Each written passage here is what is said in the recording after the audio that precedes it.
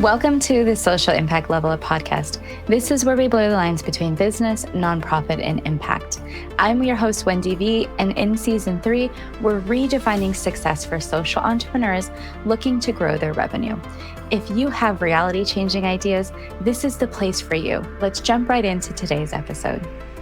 What happens when you lose your job, and how do you recover? How do you stay motivated to do something new, or to do something that can have an even better outcome than you could have ever imagined? I'm here today to tell you my story, and as you can hear my voice, it's a very emotional tale. There are a lot of people who have lost their job. And if you are listening to this episode and this is your journey, believe me, there are a lot of other people who've had this journey too, including myself, and a lot of people that I know. More and more, you're seeing that people are actually being open when they lose their job and telling other people what it's like, or telling people what they're doing after. And some people don't. Some people choose to keep it secret or choose to not be open about their job loss status because they're ashamed, or they feel guilty, or they feel betrayed. There's a lot of emotions that happen when you lose your job. There's a lot of fear. Maybe there's regret, or there's a lack of understanding or clarity about exactly what happened or why. And sometimes job loss can seem arbitrary. It can seem like something that just came out of the blue. So today, that's what we're talking about on the podcast. This is the Social Impact Level Up podcast. I'm your host, Wendie Veloz, also known as Wendie V.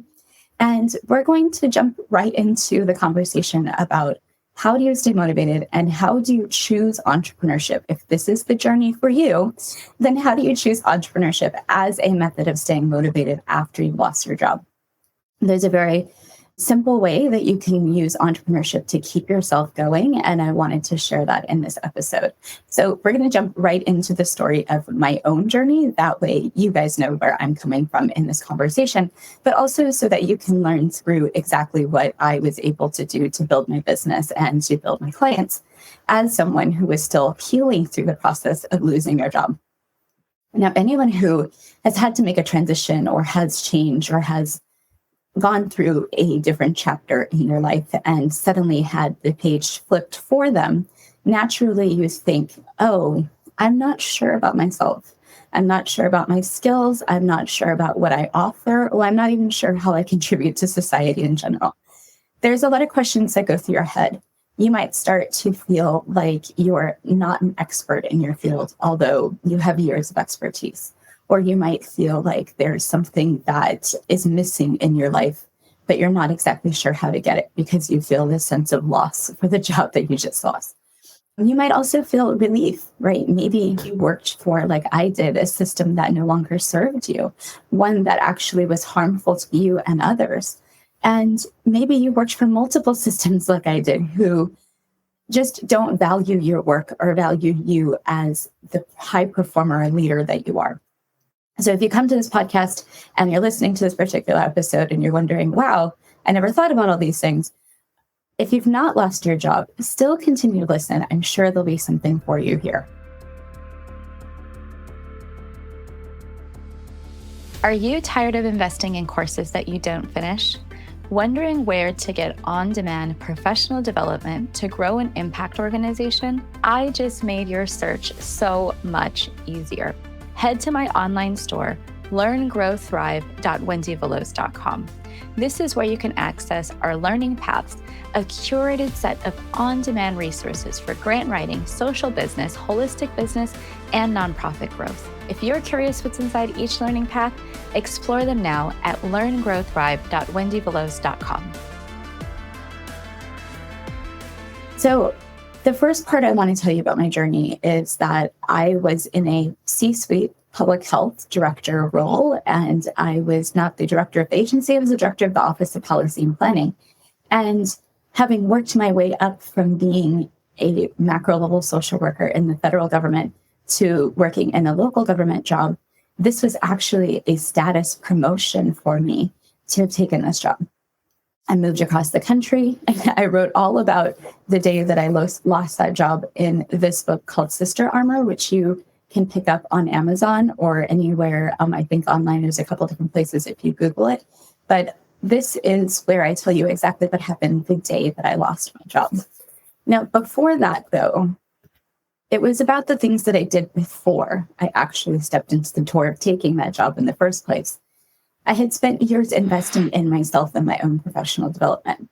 I already understood my role as a leader. I already had experience leading teams in the middle of organizations, but I wasn't able to excel to the top of an organization. And especially because my career in the federal government had suddenly and abruptly been changed for me during the previous administration. Now, this is something that I think people don't understand about my journey. My decision not to go back to a government job or not to go back to working in a system and being paid by someone else was very much a decision of my own healing. Because I understood at that point when I lost my job that for the previous 15 years, I had been serving someone else's mission on someone else's terms. And what that meant was my health and my mental health had suffered for multiple years. And I wasn't able to make choices for myself that led to my own health and well-being, and that led to my own happiness and joy. I couldn't take vacations when I wanted. I had to be available for coverage. I couldn't make decisions as I was recommending because they weren't in line with someone's ideals. I was constantly producing and being asked to produce, being triple booked, being asked to work hours that just weren't humanly possible. So over the course of my career for the past 15 years, I had chosen to give myself and my energy to someone else's terms. When I lost my job, what was suddenly different was that I was free to make choices, and I was able to then harness that energy and harness my good work and my talent and my skills and all of the knowledge that I gained through that process into what I really want. And that process can seem really big, it can seem really scary, and it can be something that if you've always worked for someone else, you've never gone through this kind of catharsis before. Just complete, either melting down or building up, letting go and releasing, and then, of course, absorbing at the same time, right? So there's a lot of different types of changes that happen when you choose yourself after having been in a very toxic or destructive or even just unsupportive environment. And a lot of social impact organizations have different issues, but they do struggle with retention, and they do struggle with really appreciating and valuing the people who work within them. So even if you haven't lost your job, you might have experienced some of these things before, which have made you think, is it better to go out on my own? Is it better to choose to do this work in a way that I value with my own value set and with my own knowledge on my own? And now that risk can be really scary because turning to entrepreneurship means that you're not getting a steady paycheck. You have to take off whatever golden handcuffs you may have, or even just whatever pay you're kind of at, which might not even be enough of what you want, need, or deserve to be the thriving person that you want to be. So if you're not able to free yourself from the ideals of how money works and getting a paycheck every 2 weeks, entrepreneurship is very, very scary, and it can be very difficult. At the same time, if you can transform your thought process around money and energy, which we talk about all over episodes of this podcast, then you're able to really move past that initial fear and understand that there's other benefits to choosing entrepreneurship. Now, after job loss, it can be really foggy and messy, and it could seem like I'm not entirely sure that any of this is for me. Can I just go and lay in a blanket and put my head down? I would say it's better to make steady progress and to anticipate that tomorrow is going to bring a new challenge and a new day and a new thing for you to learn or something for you to grow into. Because as you do the work as an entrepreneur, over and over again, you do some of the same tasks and you become better at them. And sometimes days are completely new and completely different than as you thought when you woke up. You might have a team one day. You might be paying multiple people one day. You might forget that you're now the employer and it's you who has to create the environment that you wanted to see when you were the employee. You might also have to go back and freelance or stop working for yourself for a bit so that you can take a W-2 job and have steady income again. Moving back and forth between entrepreneurship and working a 9 to 5 or a W-2 or a corporate job, whatever you want to call it, that's something that a lot of people experience over the course of their time exploring entrepreneurship. So there's no linear path. Whatever path you decide and choose is really your own path, and it's up to you to make the best out of it. Now, in my journey, as I said before, we'll recount back to the Sister Armor book. Where this book leaves off is the moment that I walked out of the door and chose myself and my business versus working for someone else's mission, someone else's terms. When I did that, I had the luxury of having a safety net. I had already invested $7,000 in a coach. That meant that when I walked out of the door and said, I just lost my job, one of the first people that I called was my coach. I already had a support system. I had someone who believed in me. I had the most amazing marketing education in 3 months, 6 months, just learning and learning and learning all of the things that I needed, all of the skills that I needed to be a successful entrepreneur. As I kept growing, I kept learning and learning from other people, from other entrepreneurs, brought on new coaches, learned sales, moved my business in different ways from consulting to full-time working on coaching. There's a lot of things that I had to do over the journey that were decisions and instincts that I had to follow after that first decision to believe in myself. And I think you can do this too. If you don't first believe in yourself and believe in your vision and even understand what your vision is, it becomes really difficult for you to choose yourself. But once you start believing in your vision and once you start understanding that you are really here to share something with others, then you'll see the path unfold and unfold in new ways that you hadn't been able to see before. Because before you weren't looking for these opportunities, or before you weren't open to these opportunities because you were too busy thinking you needed to get another job, or you needed to apply to more jobs, or you needed to go on more interviews, or you needed to suffer through interviews that really weren't for jobs that you didn't have any business taking anyway. So believe me, I've been there. And what I did was I called my coach and I said, I'm not going to look for a job. What do I do? What do I do with my day? How do I structure my time? How do I start telling people that I'm no longer here for you to just ask questions? I'm here for you to hire to ask questions because my brain is what you're hiring. My process is what you're buying. My services and my time are my commodity that I'm selling as a business. And that's a restructuring of how you talk to people, how you think about yourself, and how you market yourself as a personal or professional brand. So all of these changes happen simultaneously while you're mulling over the fact that you still lost your job. And the motivation that you get is the triumphant moments when you see yourself transform, where you're successfully able to introduce yourself and your business to colleagues, where you're able to post something online that celebrates your 1 year of success in business, where you're able to talk to someone and in 30 seconds articulate exactly what kind of value you bring. These are moments of triumph that wouldn't have maybe been available if you had kept deciding to apply to jobs and spending your time in that way. So if you were choosing entrepreneurship, then you really want to think about what is it that you're really good at? And how can those things bring you closer to your vision of happiness and thriving? And is that really what you want? Or is that something that you've settled for or decided? Is there something even bigger that you can imagine? And what are the steps to get there?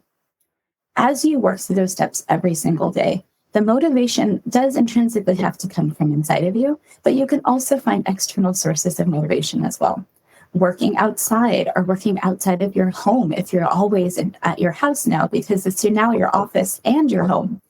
Or making sure that you have social connections with other business owners and spend part of your time learning and growing in collective and in community. You might also need to get used to the fact that you're making your own paycheck every time you make profit. So that is something that you have to calculate for in your own expenses and how you run your life. It's taken a really long time to learn all these things. But as I have people who I know who are going through this process, even right now, it's a very long road. And you have to have the fortitude and the belief in yourself and in your vision to make sure that you keep going down that road. as I've approached about 3.5 years in business now, I find myself revamping my daily routines, thinking about how do I spend my time? How does my time best build my business and build my team? How can I bring joy to my life, even with the things that are now in my schedule? I have new responsibilities. I'm now on a nonprofit board. I have new clients that I have to onboard. How do I create the processes and the space in my life to do those things and also go paddleboarding on a Thursday morning if I feel like it? There's a lot of things in my life that have brought me joy over the last 3 years, and there's also been a lot of worry. I can't tell you that this journey has been completely without any kind of stress or thinking about, all of the money trauma that I had to unpack and let go of in order to go on this journey. I had to have a lot of trust and faith in people, and I had to learn some really hard lessons. It's not easy being an entrepreneur. I can definitely tell you that. But if you are choosing yourself and you're choosing to continue to serve in the way that you want to serve, in a way that's going to align with your values and be on your terms, then the only thing I can offer to you is that there is success and you can find sustainable success, but you have to first believe in yourself. So here is the rest of the formula that I would give you if you were my coaching client. After figuring out your vision, after figuring out that you believe in yourself and that you have celebrated some success, keep going with developing your services. Keep going with understanding what it is that you actually sell by making sure that it aligns with the way that you want to spend your time and what brings you joy in your life. That's the next step in the journey, because it's going to be a continual process where you'll have to evaluate exactly what you want in life and how you're going to bring not only the things that you want, but also cover the responsibilities that you've somehow accumulated in this lifetime. I'm always excited to see new clients go through this process and people to understand that as you are moving through your own personal journey, there's so much healing that can happen, even within the professional space. So if you are going through this right now, or you have gone through job loss in the past, make sure that you're taking the time to find the healing, finding the ways that you can become whole again, finding the things that you now have space to do and not working yourself to the bone. Because as you keep working, yes, you will make progress and you will make steady progress. I absolutely did. But one thing I've learned is that you can burn yourself out faster working for yourself than working for someone else. So if you need to, make sure that you take a nap, that you give yourself space to go and lay in a hammock, that you have a run in the morning if you want to take a run in the morning. Or like I said, go work and have a coffee in a quiet cafe and enjoy the day, people watching. Even if it doesn't help you focus, it's going to help you with your social connections and bringing value to your life in the form of giving your brain a rest. There's so many things out there that can bring you joy as an entrepreneur. And I want to make sure that you don't overwork yourself and you find the time to find the joy. Thank you for coming to this episode. This is my heartfelt talk on what do you do if you need motivation after you have lost your job. It's something that I completely believe in 100%. I can say that as a journey, as a former person who's lost their job, now turned entrepreneur, there's so many things that I value in the accomplishments that I've been able to make. Helping other businesses grow, helping nonprofits become sustainable, looking at new funding for different organizations and helping them believe that they can achieve it.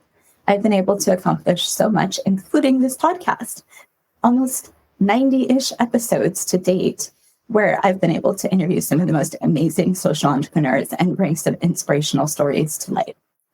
These are all things that I probably would never have done if I had continued to work for someone else on their terms for their mission.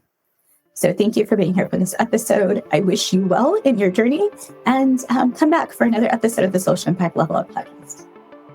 Thanks for joining us for today's episode. I hope you enjoyed the conversation, and we look forward to having you come back.